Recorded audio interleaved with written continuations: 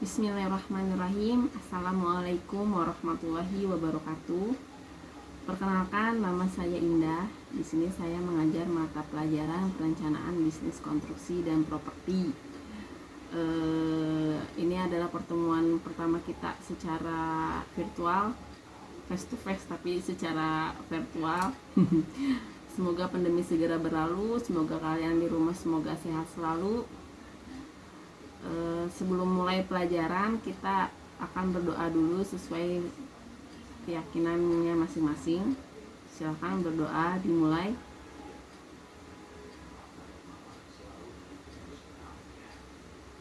Berdoa selesai. Oke, materi kali ini kita masuk ke sebelumnya adalah kompetensi dasar dulu ya. Kompetensi dasarnya adalah menerapkan tahapan pengadaan atau pelelangan pekerjaan properti. Terus lalu ada melaksanakan pengadaan atau pelelangan pekerjaan properti. Poin bahasannya, memahami pengadaan atau pelelangan pekerjaan konstruksi dan properti. Apa aja sih yang akan dibahas pada materi kali ini? Ada yang pertama adalah pengertian pengadaan atau pelelangan, lalu jenis pelelangan, prinsip dasar pelelangan. Yang keempat ada paket lelang jasa konstruksi dan properti, dan terakhir adalah penetapan pemenang lelang. Poin bahasan yang pertama tentang pengertian atau pengadaan pelelangan. Pengadaan atau pelelangan itu dapat diartikan sebagai suatu kegiatan untuk menyediakan barang atau jasa dengan cara menciptakan persaingan yang sehat di antara penyedia barang atau jasa yang setara dan memenuhi syarat. Seperti kayak tender gitu ya. Nah, saat ini untuk pelelangan atau pengadaan barang atau jasa pemerintah secara elektronik dapat dilakukan cara berikut. Ada e-tendering. E-tendering itu adalah tata cara pemilihan penyedia barang atau jasa. Penyedia barang atau jasa itu bisa kita bahasakan seperti kontraktor mungkin gitu ya, yang dilakukan secara terbuka. Jadi setelah itu dapat diikuti oleh semua penyedia barang atau jasa yang terdaftar pada sistem pengadaan secara elektronik dengan cara menyampaikan satu kali penawaran dalam waktu yang telah ditentukan.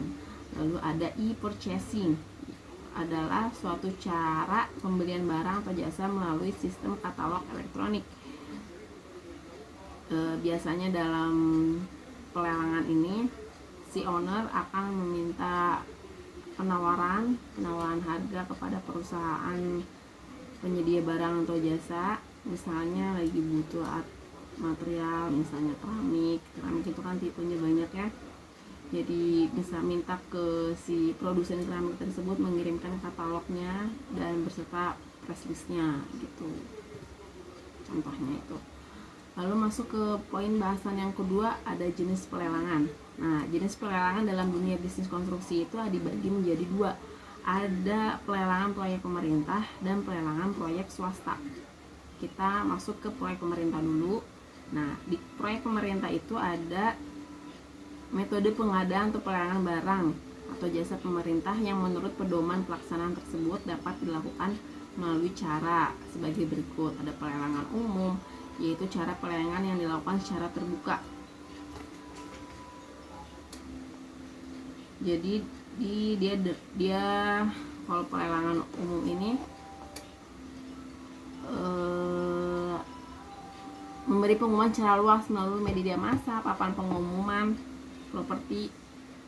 Jadi masyarakat luas dan pelaku bisnis konstruksi dan properti dapat mengikuti pelelangan tersebut. Lalu ada pelelangan terbatas yang kedua, di mana jumlah penyedia barang atau jasa diyakini terbatas. Jadi nggak seperti umum gitu ya, namanya juga terbatas. Dan pemilihan langsung dilakukan dengan pembandingan sebanyak-banyaknya penawaran, sekurang-kurangnya 3 penawaran. Dan penunjukan langsung. Nah, kalau penunjukan langsung ini beda dengan pemilihan langsung. Kalau penunjukan langsung ini biasanya langsung ditunjuk untuk mengerjakan suatu proyek tersebut. Jadi dilakukan dengan cara penunjukan langsung ya, dengan cara negosiasi baik teknis maupun biaya dengan harga yang wajar dan dapat dipertanggungjawabkan. Biasanya juga si penyedia barang atau jasanya juga sudah berpengalaman. Mungkin di proyek sebelumnya sudah pernah bekerja sama, jadi di proyek saat ini bisa dipercaya kembali biasanya gitu untuk penunjukan langsung. Dan ada swakelola. Swakelola itu suatu cara pelaksanaan pekerjaan rencanakan dikerjakan sendiri, jadi dari tenaga sendiri, alat sendiri, atau upah borong tenaganya juga. Ada metode pelelangan yang berkaitan dengan tender jika ditinjau dari sumber pendanaannya. Ada international competitive bidding, yaitu suatu cara pelelangan yang melibatkan kontraktor internasional, biasanya untuk proyek yang didanai pinjaman luar negeri. Gitu. Jadi kenapa kadang di Indonesia kita suka ada kontraktor dari luar, dari Cina atau dari negara lainnya, mungkin karena ada metode pelelangan international competitive bidding ini. Jadi proyeknya didanai dari pinjaman luar negeri, jadi makanya ada kontraktor dari luar, bukan hanya Indonesia saja. Lalu ada lokal competitive bidding, ini juga didanai oleh pinjaman luar negeri, tapi hanya melibatkan kontraktor lokal. Dan pelelangan untuk proyek-proyek yang dibiayai dana APBN, APBD maupun instansi-instansi BUMN. Kalau kita lihat di Bogor ini kan ada proyek pembangunan jalan tol, misalnya itu kan proyek pemerintah. Biasanya kontraktornya itu adalah perusahaan yang memang BUMN atau BUMD, misalnya kayak PP, Adikarya, itu ada perusahaan-perusahaan yang BUMN gitu. Bedanya dengan pelelangan proyek swasta, merupakan pelelangan yang dihasilkan oleh perusahaan-perusahaan swasta, biasanya diatur sendiri oleh masing-masing pemilik dengan tetap mengacu pada standar kontrak tertentu, misalnya ada standar internasional. Nah, pelayanan proyek swasta ini biasanya dilaksanakan dengan cara tender terbatas dengan mengundang beberapa kontraktor yang udah dikenal. Nah, bahkan saat ini si ownernya mengundang beberapa calon kontraktor untuk melakukan presentasi kemampuan mereka dalam melaksanakan proyek yang ditenderkan.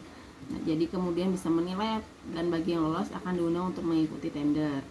Untuk pelelangan proyek swasta ini, misal contohnya ada perusahaan Astra Internasional. Dia kan perusahaan swasta, biasanya juga banyak tender, ada pembangunan gudang, pembangunan showroom. Biasanya mereka itu mengadakan tender terbatas, undangannya bisa via email.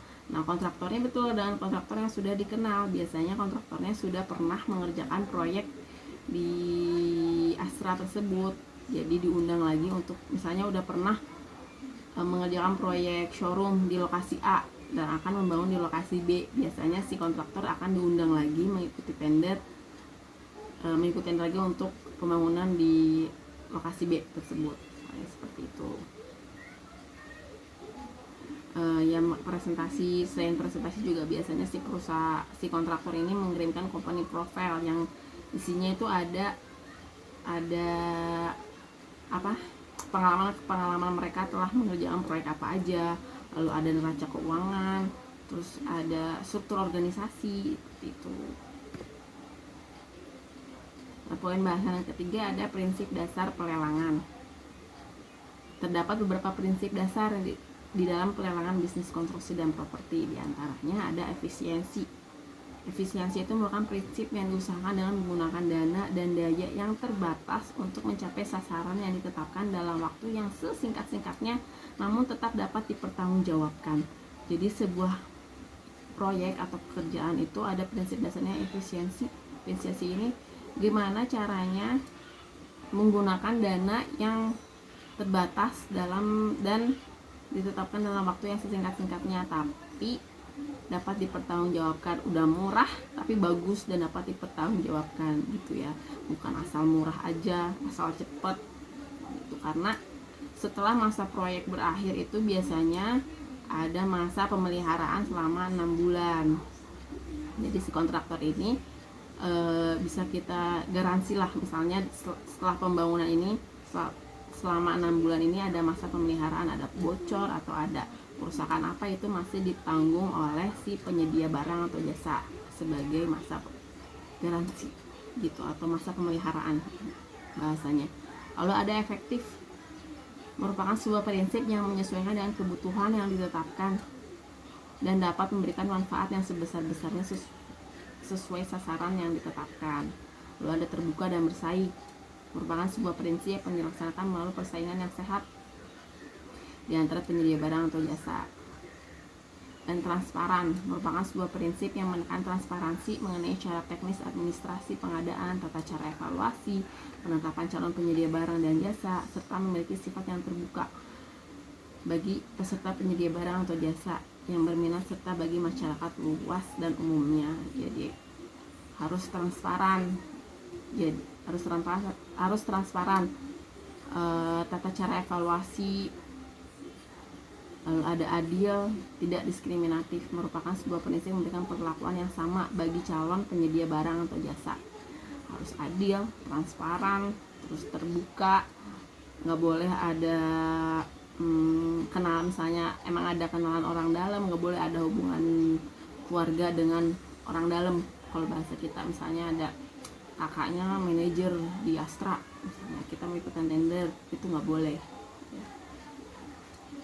Biasanya di syarat teknisnya juga, di syarat teknisnya itu biasanya ada tidak boleh ada hubungan keluarga dengan panitia tender gitu.